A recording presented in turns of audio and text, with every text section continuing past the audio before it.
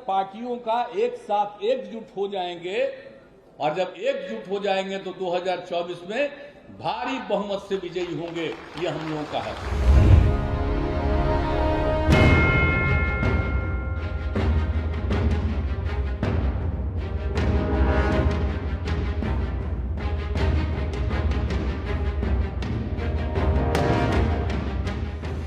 BJP से नाता तोड़कर पीएम मोदी को ललकारने वाले नीतीश कुमार इन दिनों टेंशन में हैं।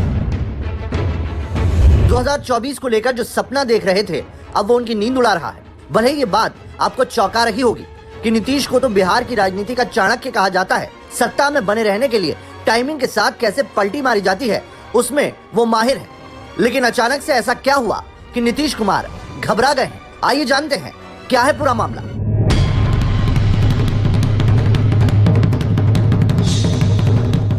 दरअसल नीतीश बाबू के अंदर ये डर पैदा किया है असदुद्दीन ओवैसी ने। वही ओवैसी जो मुसलमानों के नाम पर अपनी सियासी जमीन को मजबूत करने की कोशिशों में लगे रहते हैं, जो खुद को मुसलमानों का सबसे बड़ा मसीहा मानते हैं। वही ओवैसी जिन्होंने बिहार के विधानसभा चुनाव में कई पार्टियों के मुस्लिम समीकरण बिगाड़ दिए थे। लेकिन अब लोकसभा चुनाव से पहले ही नीतीश बाबू ओवैसी को लेकर परेशान दिखते हैं। जी हाँ, मुख्यमंत्री नीतीश कुमार ने मुस्लिम बुद्धिजीवियों के साथ बैठकर मुस्लिम वोटों के बिखराव को लेकर चिंता जाहिर की है।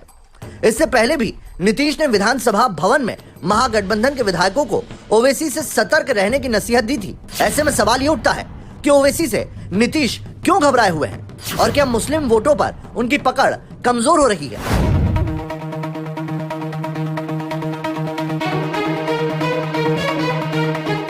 दरअसल नीतीश कुमार की असल चिंता पिछले दिनों हुए उपचुनाव में एआईएमआईएम के प्रदर्शन को लेकर है। गोपालगंज में एआईएमआईएम उम्मीदवार को 12,000 से ज्यादा वोट मिले थे।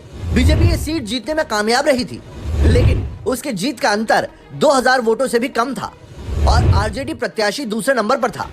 इसी तरह से कुर्नी उपचुनाव में ओवैसी के प्रत्याशी को 3,000 से ज्यादा वोट मिले, लेकिन वहां नीतीश कुमार की जेडीयू प्रत्याशी को बीजेपी के हाथों 3,600 वोटों से हार का सामना करना पड़ा।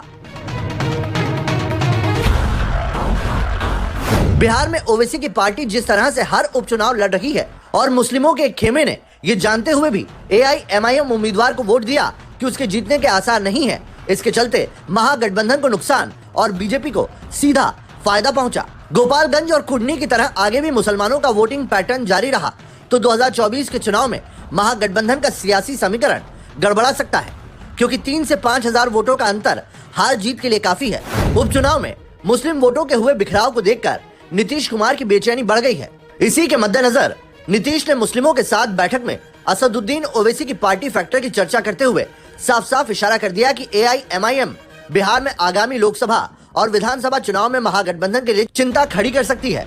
ऐसे में अगर इसके बढ़ते कदमों को रोका नहीं गया तो इसका प्रभाव आगामी चुनावों में देखने को मिलेगा। इसीलिए मुस्लिम बुद्धिजीवियों से नीतीश कुमार ने ओवैसी से सतर्क रहने के लिए कहा है। दरअसल बिहार की राजनीति में 16% मुस्लिम मतदाता है, लेकिन ये कई सीटों पर राजनीतिक दल का खेल बनाने और बिगाड़ने की ताकत रखते हैं। आजादी के बाद ये कांग्रेस का परंपरागत वोटर रहा है। इसके बाद लालू यादव को भी इस वोट बैंक को अपनी पार्टी के साथ जोड़ने में बड़ी सफलता मिली। 2005 के बाद नीतीश कुमार के पक्ष में भी मुस्लिमों का एक बड़ा तबका जुड़ा रहा, लेकिन 2020 के चुनाव में असदुद्दीन ओवैसी की पार्टी ने बिहार के मुस्लिम बहुल सीमांचल के इलाके में 5 सीटें जीतकर और 3 अन्य सीटों पर दूसरा स्थान हासिल करके नीतीश कुमार को टेंशन में डाल दिया। हालांकि एआईएमआईएम के 5 में से 4 विधायक आरजेडी में शामिल हो चुके हैं, लेकिन ओवैसी भी इसका बड़ा बदला लेने के लिए 2024 के चुनाव की तैयारियों में जुट गए। ऐसे में माना जा रहा है कि 2024 के लोकसभा चुनाव में अगर बिहार में मुस्लिम समुदाय का कुछ हिस्सा महागठबंधन से खिसक कर ओवैसी के पार्टी के साथ चला जाता है तो ये मोदी को चुनौती देने वाले नीतीश कुमार के सपनों पर पानी फेरने वाला साबित होगा।